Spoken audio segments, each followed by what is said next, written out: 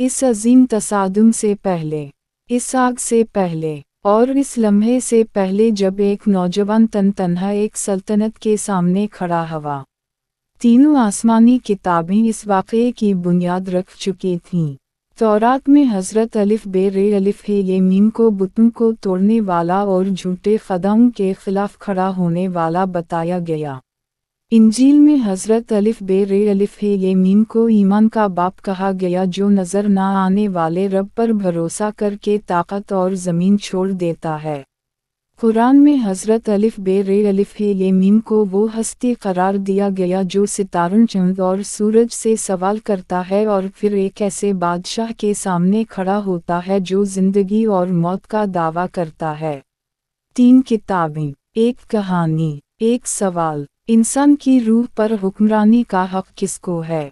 अगर आप ऐसी कहानियाँ सुनना चाहते हैं जो दिल को हिला दें, जो ताकत और हक के फ़र्क को बेनकाब कर दें, तो बनी आदम के साथ आखिर तक जुड़े रहिए, क्योंकि ये सिर्फ तारीफ नहीं, ये आईना है। कदीम सरजमीन बैन अल-नहरीन में जहाँ तहजीब ने आँख खोली, एक बादशाह उभरा, नमरूद, शिकार का माहिर, जंग का दीदा, खौफ का बादशाह। नमरूद ज़मीन पर हुकूमत करके मुतमईन ना था, वो अक़ीदे पर हुकूमत चाहता था, वो आसमान का मालिक बनना चाहता था।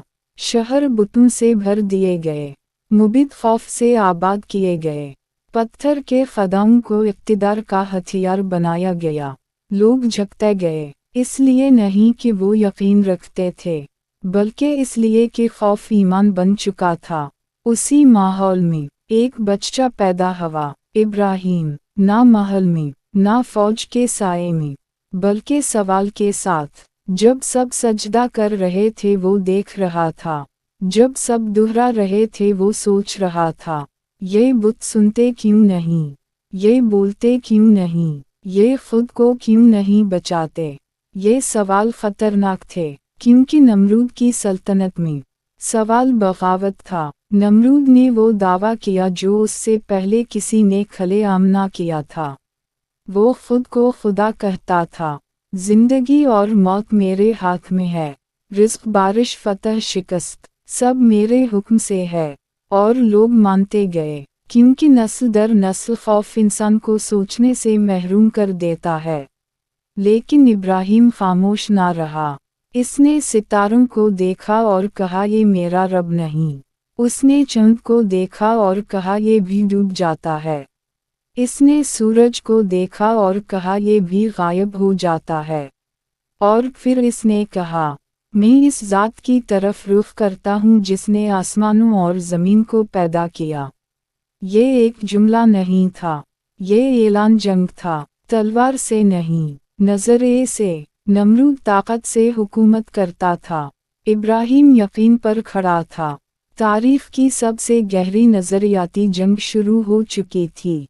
ताकत बमुकाबला हक़, खौफ बमुकाबला ईमान, ग़ुलामी बमुकाबला आज़ादी। जब इब्राहीम ने अवामी तौर पर बुतों पर सवाल उठाने शुरू किए, पुजारी घबरा गए, क्योंकि बुत सिर्फ उसी वक्त जिंदा रहते हैं जब कोई सवाल ना करे।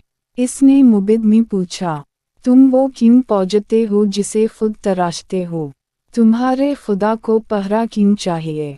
लोगों के पास जवाब ना था, सिर्फ गुस्सा था, और गुस्सा हमेशा झूठ की आखिरी पनाह होता है।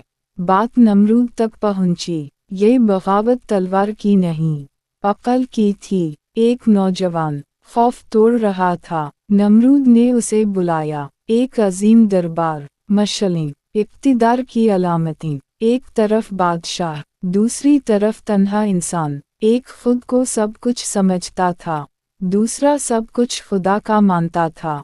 नमरूद ने पूछा, तुम्हारा रब कौन है? इब्राहीम ने बल्ला झझक कहा, मेरा रब वो है जो जिंदगी देता है और मौत देता है। दरबार साकत हो गया। नमरूद मुस्कुराया, क्योंकि जालिम ऐसे लम्हों से लुत्फ़ लेते हैं। मैं भी जिंदगी और मौत देता हूँ, कहकर उसने एक कैदी को छोड़ दिया और दूसरे को कत्ल करा दिया। ये देखो, मैंने जिंदगी दी और मौत दी। लोगों पर रोब तारी हो गया, लेकिन इब्राहिम ने जज्बाती बहस नहीं की। इसने मैदान बदल दिया। मेरा रब सूरज को मशरिक से निकालता है, तुम इसे मगरिब से निकाल दो। खामोशी, ऐसी खामोशी जो जंजीरों से भारी होती है। ताकत कत्ल कर सकती है, लेकिन सूरज को नहीं मोड़ सकती। कुरान इस लम्हे को सादा मगर तबाहकुन अंदाज में बयान करता है। काफिर लाजवाब हो गया। नमरूद के पास जवाब ना था, और यही वो लम्हा था जब उसने फैसला किया, जला दो, ना खामोशी से बल्कि सबके सामने, ताकि कोई और सोचने की हिम्मत ना करे।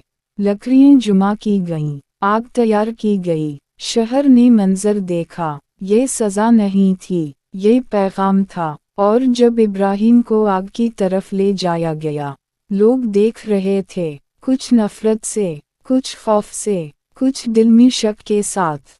और यही वो लम्हा था जो हर सल्तनत के लिए सबसे खतरनाक होता है, जब एक इंसान मौत की तरफ जाए और डरा नहीं, क्योंकि बेखौफ इंसान हुकूमत नहीं मानता। तौरात, इंजील और कुरान तीनों यहीं एक हकीकत पर मुत्तफिक हैं। खुदा ने आग को हुक्म दिया, ठंडी हो जा, सलामती बिन जा। जो आग मटाने आई थी, इसने इब्राहिम को अमर कर दिया, और जो मंजर नमरूद को खुदा साबित करने के लिए था, वो उसे बेनकाब कर गया। मगर ये अंजाम नहीं था, ये आगाज था, क्योंकि आग ने सिर्फ लकड़ी नहीं जलाई, एक झूठा नजरिया जलाया। और सवाल जिंदा रहा, अगर नमरूद खुदा था, तो आग ने इसका हुक्म क्यों ना माना। यह हिस्सा अल मुकम्मल होता है। हिस्सा दोवम में हम देखेंगे कि जब खौफ नाकाम हो जाए तो ताकत किया करती है। नमरूद का निज़ाम अंदर से कैसे टूटने लगा, और इब्राहिम कैसे सल्तनत छोड़कर तारीख बना गया। बनी आदम के साथ जुड़े रहे, क्योंकि ये कहानी माजी की नहीं, ये आज भी जिंदा है।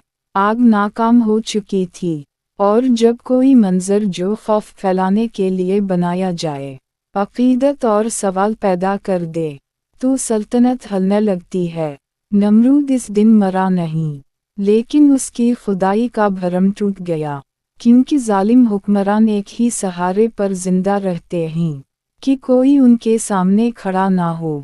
इब्राहिम आग से निकल आया, ना जला, ना घबराया, ना खामोश हवा। लोगों ने ये देखा, कुछ ने इनकार किया, कुछ ने उसे जादू कहा, कुछ ने खुद को तसल्ली दी, लेकिन दिलों में एक बात उतर चुकी थी, अगर नमरूद वाकई खुदा होता, तो आग इसके हुक्म की खिलाफ वर्जी ना करती।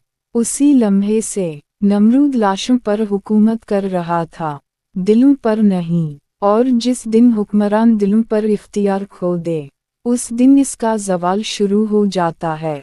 नमरूद का मसला अब सिर्फ इब्राहिम नहीं था, बल्कि वो सवाल था जो इब्राहिम छोड़ गया था। अगर बुत खुद को नहीं बचा सकते, अगर आग खुदा का हुक्म मान सकती है, अगर बादशाह कुदरत को हुक्म नहीं दे सकता, तो असल मालिक कौन है। सल्तनतें पहले तलवार से नहीं टूटतीं, वो सवाल से टूटती हैं। नमरूद ने हुक्मते अमली बदली। इसने इब्राहिम को दोबारा कत्ल नहीं किया, क्योंकि शहीद बनाना खतरनाक होता है। इसने इब्राहिम को मटाने की कोशिश की।